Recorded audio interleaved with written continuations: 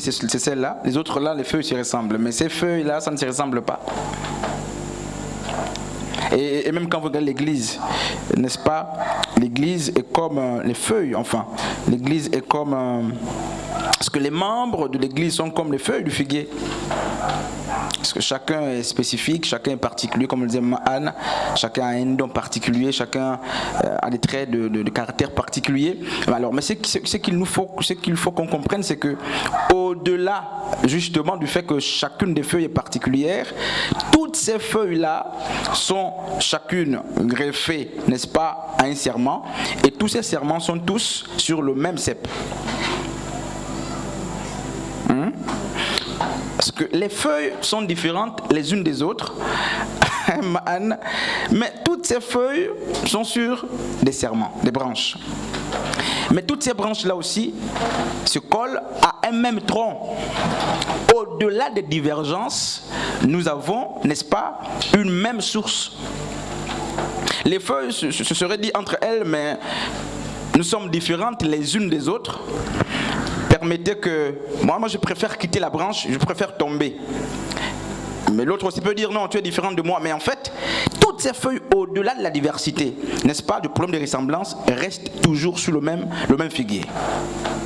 Toutes ces feuilles viennent de la même source, n'est-ce pas, viennent du même tronc de l'arbre. Et le même tronc de l'arbre, puisque c'est le tronc de l'arbre qui par la serve justement alimente alimente les feuilles et les fruits, mais en fait le tronc de l'arbre prend justement la vie dans les racines là-bas, avec les sels minéraux, l'eau par les racines pour alimenter des personnes qui sont différentes les unes des autres. L'olivier nous parle, le figuier nous parle aussi du corps de Christ. Qui est, n'est-ce pas, qu'on le veuille ou pas, dans sa forme primaire et définitive, le corps de Christ, justement, est parsemé par des personnes, des natures différentes, des éducations différentes, des nationalités différentes, des dons différents, des comportements même différents. Merci Seigneur. Mais au-delà, n'est-ce pas, de la divergence des comportements, mais aucune feuille ne décide de tomber pour dire je quitte le milieu parce que, mais en fait, l'autre feuille là ne me ressemble pas. Apparemment, je me rends compte que je suis seul à avoir telle forme. Mais les feuilles restent en communauté. Ma Anne. Je vous dis, frères et sœurs, le figuier, il est profond. Les feuilles restent en communauté. En réalité, Paul dit quoi? Supportez-vous les uns les autres. Paul ne dit pas cherchez à changer les autres. Sinon les feuilles se seraient changées entre elles. Mais les feuilles acceptent de terminer les jours de leur vie là, chacun avec sa forme. On respecte la forme de l'autre.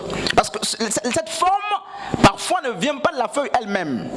Elle vient, n'est-ce pas, du support. Elle vient des racines, elle vient du tronc. C'est le tronc qui a voulu que ces feuilles soient différentes les unes des autres. Donc vous n'allez pas vous plaindre du fait que l'autre a un comportement qui ne sait pas, qui ne colle pas à votre comportement. Que Dieu nous aide.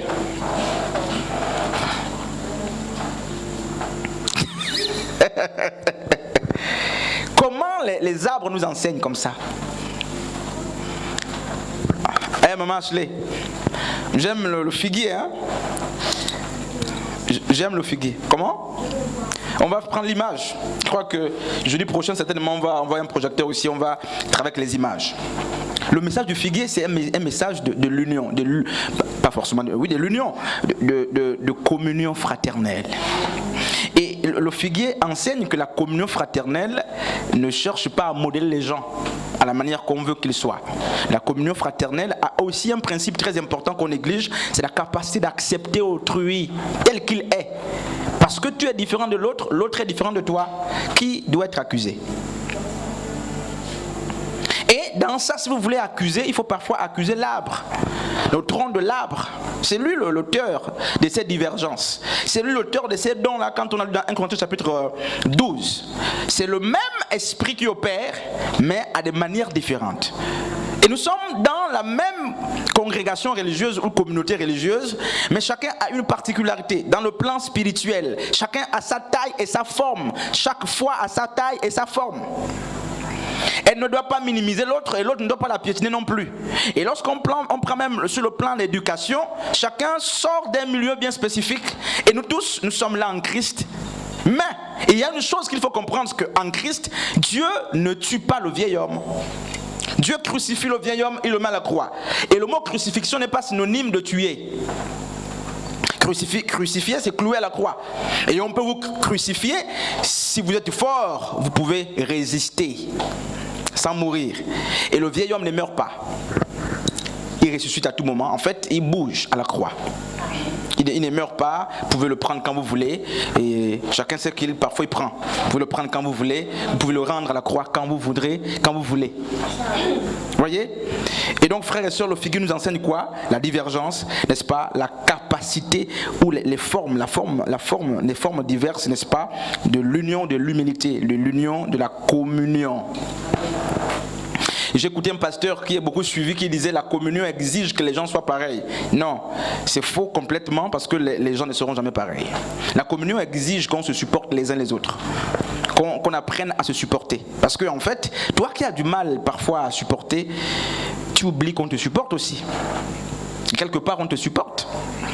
Si c'est pas l'église, c'est au travail. Si c'est pas au travail, c'est dans ta relation amoureuse. Si c'est pas là-bas, c'est à l'école. Quelque part, on te supporte. Tu voudrais qu'on te supporte, mais tu n'aimes pas, n'est-ce pas, supporter les autres. Alors, chez les Hébreux, le figuier parle aussi de l'arbre d'étude. Très souvent, lorsque les Juifs voulaient étudier, ils se mettaient sous le figuier.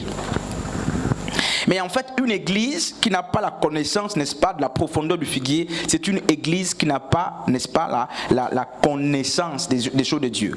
Pas d'étude. Il n'y a pas l'instruction parce qu'en fait, on ne nous a pas présenté Christ en tant que figuier. On ne nous a pas présenté, n'est-ce pas, l'image du figuier en tant qu'endroit de repos pour étudier. Donc l'église doit comprendre qu'elle doit être influencée par la théologie du figuier pour que nous ayons des gens qui méditent, des gens qui lisent, les gens qui sont instruits, n'est-ce pas? Et il faut que davantage on leur donne d'observer, n'est-ce pas, la parabole ou la vie, n'est-ce pas, du figuier. Et chez les Juifs, n'est-ce pas, ils avaient la coutume d'aller méditer la Torah à l'ombre du figuier. Sur le figuier, ils avaient, n'est-ce pas, l'expérience, n'est-ce pas, d'une aventure d'esprit. C'est sur le figuier. Et il y a un psaume que nous aimons beaucoup là, je crois que c'est le psaume 91 qui dit quoi là, Saint-Tiche?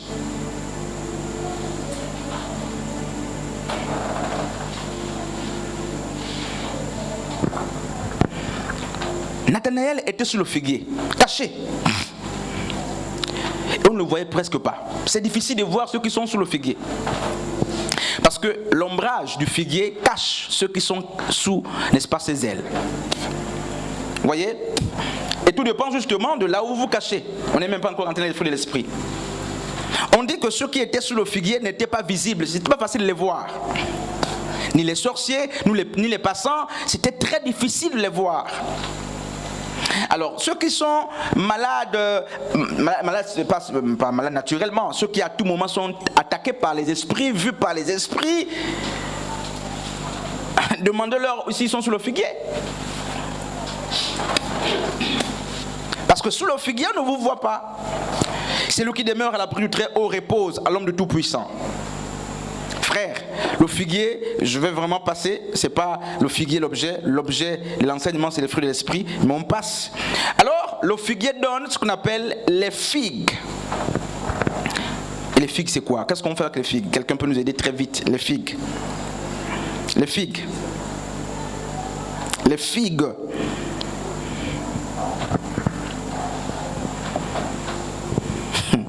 Les figues, c'est le fruit du figuier. Oui. Et la particularité justement des figues.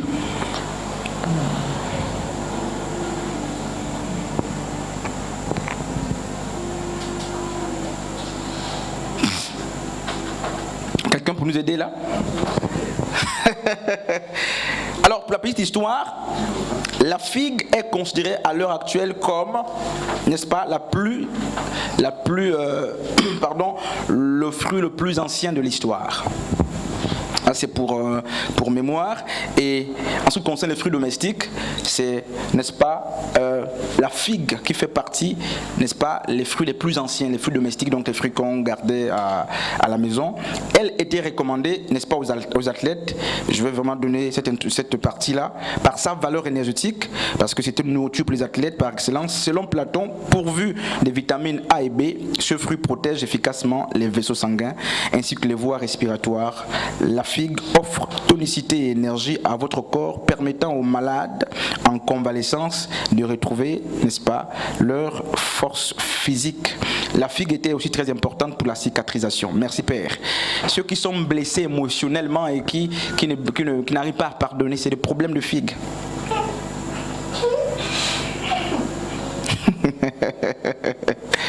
Faut manger la figue.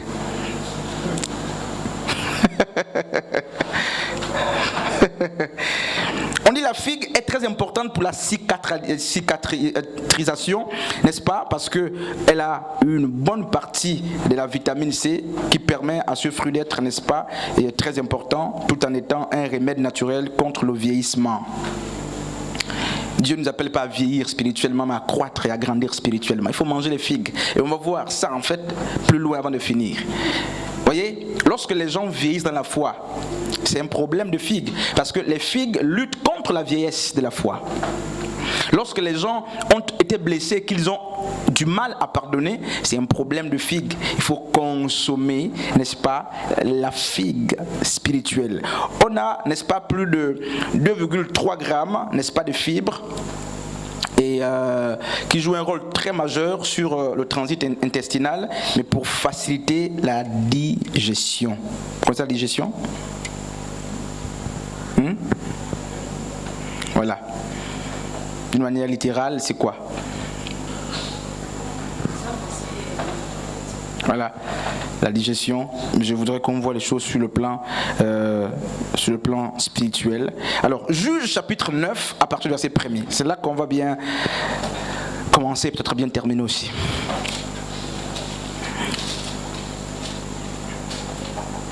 Juge 9, 11.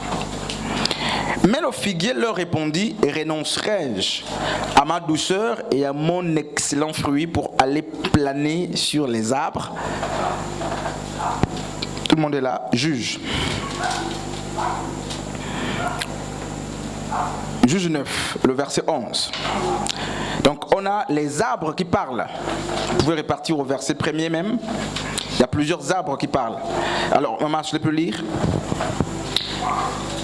Mais le figuier leur répondit: renoncerai-je à ma douceur? On peut repartir un peu plus haut, quelques versets avant. Verset 7. Jotam en fut informé. Jotam en fut informé. Il alla placer une sur le sommet de la montagne de Garizim.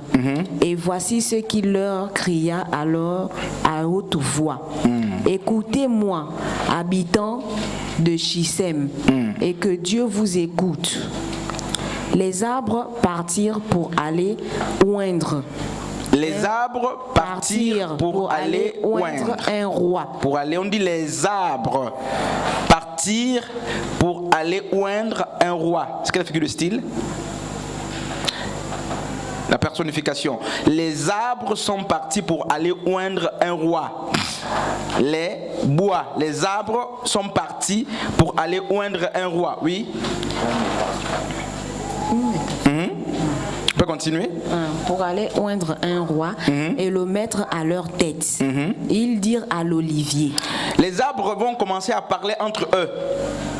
Et les arbres vont dire à l'olivier: règne sur nous. Règne sur nous. Mais l'olivier leur répondit: renoncerai-je à mon huile qui m'assure qui m'assure les hommages de Dieu, et des hommes pour aller planer sur les arbres? C'est quel arbre qui parle des hommages? C'est l'olivier. L'olivier, nous parle de quoi?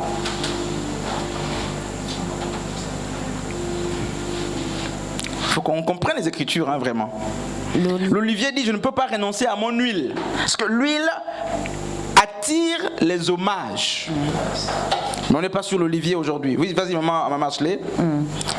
Et les arbres dirent Et les arbres dirent au figuier, au figuier, viens, toi règne sur nous. viens, toi, règne sur nous. Donc les arbres parlent entre eux et ils n'ont pas pu convaincre, n'est-ce pas, l'olivier. Maintenant, ils vont s'adresser au figuier. Mais le figuier leur Mais le figuier leur répondit. Renoncerai-je à ma douceur et à mon Voilà. excellent fruit, Et renoncerai-je à ma douceur. et à mon excellent fruit pour aller planer sur les arbres. Donc le figuier parle de la douceur. Amen. Amen. Renoncerai-je à ma douceur.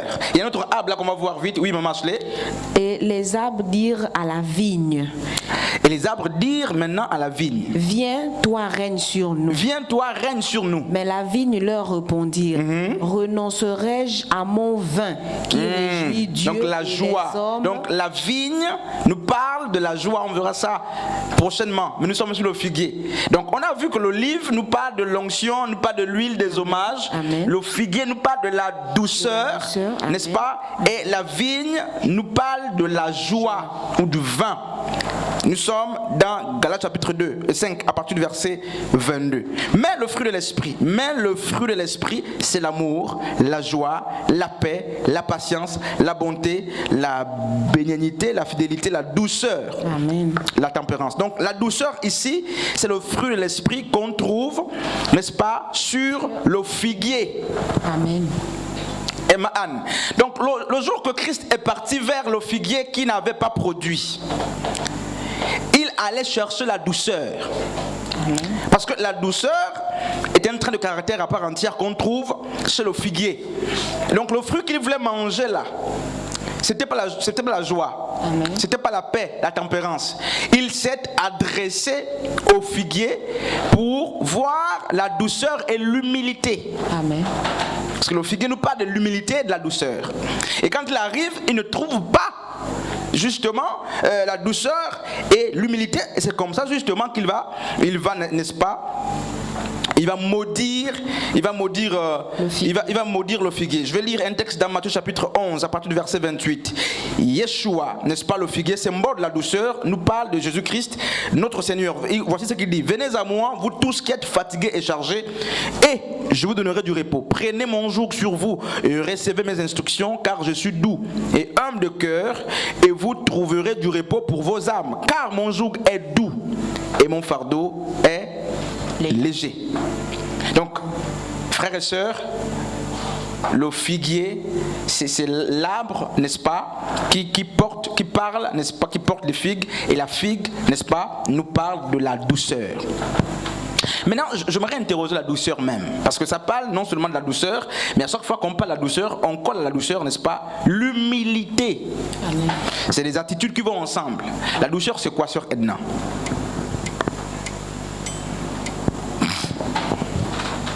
Très vite.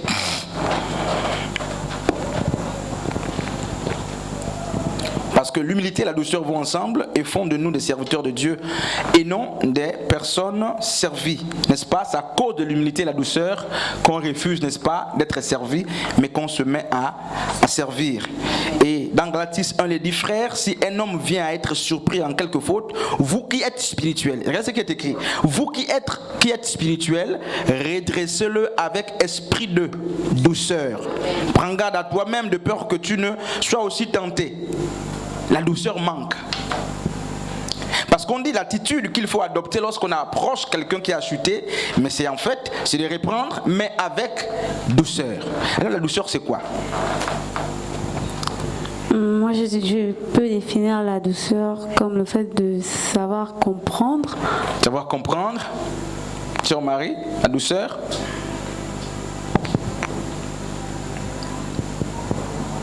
C'est quoi la douceur? Donc, on appelle la douceur ici. La douceur. Sœur Sharon.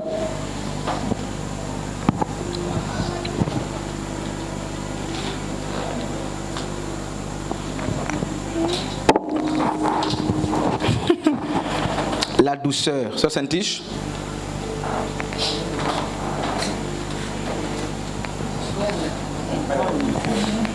C'est quoi la douceur? Voilà, donc vous voyez que comment les gens disent manifester les fruits de l'esprit sans les connaître même. On sera sauvé sur la base des fruits de l'esprit. Dieu sauvera parce qu'il trouvera des fruits. Et l'Église doit davantage encourager les fruits de l'esprit. Regardez ce qu'Éphésiens 4, 1, 2 dit. Ainsi donc, comme les élus de Dieu est saints et bien-aimés, revêtez-vous des entrailles de miséricorde, de bonté, d'humilité et de douceur, de patience. Colossiens chapitre 3, 12. Et 1 Timothée 6, 11. Pour toi, homme de Dieu, fuis ces choses et recherche la justice, la piété, la foi, la charité, la patience et la douceur. La douceur, c'est un sentiment. Parce que les fruits de l'esprit sont des sentiments. C'est un sentiment qui consiste, n'est-ce pas, dans des bons comme dans des mauvais moments, n'est-ce pas, d'adopter une attitude pacifique. Et la sœur Edna dit, c'est la capacité à comprendre. Oui, naturellement, on vient comprendre. Mais il faut, en fait, pour exercer, mieux exercer, n'est-ce pas, les sentiments, les fruits de l'esprit, comme celui de la douceur, il faut que tu retiennes une chose. Jean a dit que ceux qui venaient se faire baptiser, Pierre l'a dit dans 1 Pierre, n'est-ce pas? C'était parce qu'ils étaient, justement, c'était l'engagement d'une bonne conscience. Ça veut dire quoi? La conscience qui s'engageait là était consciente, permettez la redondance, qu'elle était mauvaise. Ce n'est pas parce qu'elle réfléchissait, c'est pas d'abord ça, parce que si on dit, en fait, les gens ont pris l'engagement d'une bonne conscience pour dire qu'il faut être forcément grand. C'est pas tant ça. Une conscience qui sait en fait que je suis fautif. Moi, je suis un être pécheur. Et c'est là que tu prends conscience. C'est là la conscience, la bonne conscience. Et notre capacité parfois à répondre manque de douceur. Pourquoi? Mais parce que nous n'avons pas conscience. Nous n'avons pas conscience que nous sommes en train de reprendre aujourd'hui et demain ça peut être nous. Parfois, et la sœur exhortait dimanche, elle le disait, que mais en fait, il faut beaucoup de discipline et de déontologie même quand on doit reprendre quelqu'un. Pourquoi? Nous sommes, n'est-ce pas, tous des êtres fautifs. Et lorsqu'on le comprend, on s'approche des autres avec assez de modération, assez d'humilité. C'est pourquoi le jour que les pharisiens, les disciples de Christ trouvent une femme prostituée, ils prennent tous les pierres conformes à de Moïse pour la lapider. Mais Jésus a dit que celui qui n'a jamais péché prenne la première pierre. J'ai parfois envie de prendre la même figure ou la même image et la mettre devant nous et dire aux gens, prenez les pierres et lapidez. Personne ne va lapider. Même ceux qui aiment accuser ce jour-là, personne ne s'est levé. Parce qu'en fait, ils se sont rendus compte que, mais en fait, à la place de la colère qu'ils voulaient employer, Christ les amène à considérer, n'est-ce pas, les sentiments les plus nobles. Frères et sœurs, les sentiments, les fruits de l'esprit, n'est-ce pas, qui transforment l'âme, sont reconnus. N'est-ce pas, lorsqu'on les manifeste, et c'est leur manifestation, leur éclosion qui amène les gens à être situés sur votre nature, sur votre identité, sur ce que vous êtes. C'est pourquoi on ne peut pas s'évertuer justement à chercher à dire aux gens ce que nous sommes, à se justifier par ici et par là. On ne peut pas, parce que il suffit de porter les fruits pour qu'on vous reconnaisse. Ne pensez pas le temps vous justifier. Moi, je n'ai pas fait. Moi, je ne fais pas. Moi, je fais ceci. Moi, nous voulons simplement voir les fruits. Et la Bible dit, on les reconnaîtra, n'est-ce pas, dans Matthieu chapitre 7, on reconnaît l'arbre à son fruit. Quel type d'arbre es-tu? Mais en fait, en le disant, on comprend que nous sommes plusieurs types d'arbres aussi. Et si nous sommes plusieurs types d'arbres, chacun de nous a certainement un type de fruit. Et il y a le koumé, c'est un exemple vraiment comme ça. Il y a le kevazingo, il y a le kéké ou le cocotier, je ne sais pas. Alors, chaque arbre a son fruit. Alors, toi, tu portes quel fruit? Ou à la limite, tu es quel type d'arbre? Si tu ne peux pas nous situer sur le type d'arbre que tu es, tes fruits parleront à ta place. Donc les fruits renseignent les gens, même si tu ne parles pas. Pour connaître qu'un frère médite, on n'a pas besoin d'aller à gauche, à droite. Non. Pour savoir qu'une sœur ne médite pas, on n'a pas besoin d'aller à gauche, à droite. Pour connaître qu'un frère aime m'accuser, une sœur aime m'accuser, aime me soupçonner, on regarde le fruit. Le fruit que la personne dégage. Hein? Pour connaître qu'une personne est impolie, c'est le fruit. On n'a pas besoin de la veste de la personne, la culotte, non, du chapeau, non. On regarde au fruit. Et moi, je connais les gens qui ne méditent pas, par exemple. Je connais les gens qui méditent, je connais les gens qui ne jeûnent. Je connais ça. On voit, on sait ça, frère. Je vous dis. Remarquez dans les réunions comment ça peut exploser. Mais en fait, il y a des problèmes de la figue. Parce que très souvent, on a mangé beaucoup de fruits, mais en fait, il y a les fruits principaux. Même quand on nourrit les enfants, là, il y a des aliments prioritaires qui facilitent leur croissance. Et dans la croissance spirituelle, la figue occupe une place très importante. La figue nous parle de l'humilité et de la douceur. Et quand vous êtes humble, ça veut dire quoi? Mais en fait, l'humilité vous amènera à considérer les autres au-dessus de vous. C'est une des manifestations de l'humilité, n'est-ce pas, les plus absolues, mais les moins acceptées par le monde. Être humble, c'est être capable de savoir que voici ce que je vaux. Mais je ne mets pas en avant ce que je sais ou ce que je connais pour préserver l'intérêt commun. Je considère, et Paul l'a dit, tu considères l'autre comme étant au-dessus de toi, quoiqu'il n'est même pas au-dessus de toi, mais en fait, tu le vois au-dessus de toi. Et ce sentiment d'humilité, il n'y a plus, il n'existe plus. La douceur n'existe plus, c'est pourquoi ça peut exploser à tout moment comme ça, parce qu'il n'y a plus de douceur. Que Dieu nous aide, ça part, ça vient la douceur que vous voyez là, ça part, ça vient, ça part, ça vient. Donc ça vacille. Mais en fait, en Christ, le fruit de l'esprit doit être permanent. En écologie, vous verrez justement qu'on parle des plantes qui sont sempervirentes. Et mon professeur d'écologie, justement en première année de l'université, m'a dit, mais en fait, Christ, les plantes sempervirentes, ce sont des plantes qui ne sont pas semi-caduques, qui ne sont pas caduques. Ce sont des plantes que la saison change ou pas, elles gardent la même forme. En Christ, nous devons demander à Dieu de faire de nous des hommes sempervirentes. Les plantes là restent toujours vertes. Soleil, pluie ou pas, elles gardent la forme.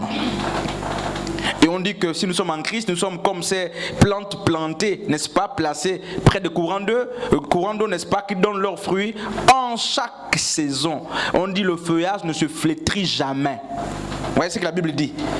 Ceux qui demeurent en Christ là, ceux qui sont en Christ, la Bible dit le feuillage ne se fatigue jamais. Et ils ont des fruits chaque saison. Donc il est inadmissible pour les chrétiens de commencer à dire il y a un temps pour tout, il est temps que je prenne ma veste, il y a temps que je prenne d'abord ma veste, on va se mesurer pour un instant, pour quelques secondes. Parce que la Bible dit c'est en permanence que vous devez être sempervirente, en toute occasion favorable ou non, vous devez avoir des fruits, vous devez manifester les fruits de l'esprit. Donc c'est en fait notre faiblesse qui nous amène à dire bon, je peux, si tu continues, je peux te montrer que quand j'étais, je peux te montrer qu'on veut ressusciter, ou du moins ramener sur pied l'homme qui est cloué à la croix, pour qu'il nous aide à démontrer que nous étions quelqu'un hier. Et c'est un mauvais langage en Christ. Même si ça te traverse un jour, il ne faut pas le formuler. Parce que la Bible dit que nous devons être sempervirentes en tout temps. Être souriant en tout temps, dans des bons comme dans des mauvais moments. Il y a des frères et sœurs dont le comportement vacille parce qu'à la maison, et certainement n'a pas encore payé, parce qu'à la maison, certainement n'a pas réussi à la maison, et leur vie en communauté varie en fonction des humeurs privées ou personnelles. Nous ne sommes pas ici pour boire tes humeurs, frère. Et si chacun devait justement mettre en avant ses humeurs, on ne devait pas s'entendre ici. Moi, je n'ai pas fait ceci, je n'ai pas fait cela. Et tu amènes ça tout de suite à l'église. On sent qu'il y a un problème. Quand tu rentres, on sent qu'il y a un problème parce que justement, les activités quotidiennes à la maison, ça n'a pas marché. Et tu as changé de vie. Tu as changé de comportement. Non, c'est pas comme ça que ça se passe. Tu vacilles trop. Ça, c'est les gens qui vacillent. Instables. Et quand on dit que les gens sont instables, on finit dans 5 minutes. C'est pas forcément les gens qui pêchent, qui font ceci. Même dans le comportement, il faut être stable. Tu es calme, tu restes calme. Tu n'es pas bavard, tu restes calme.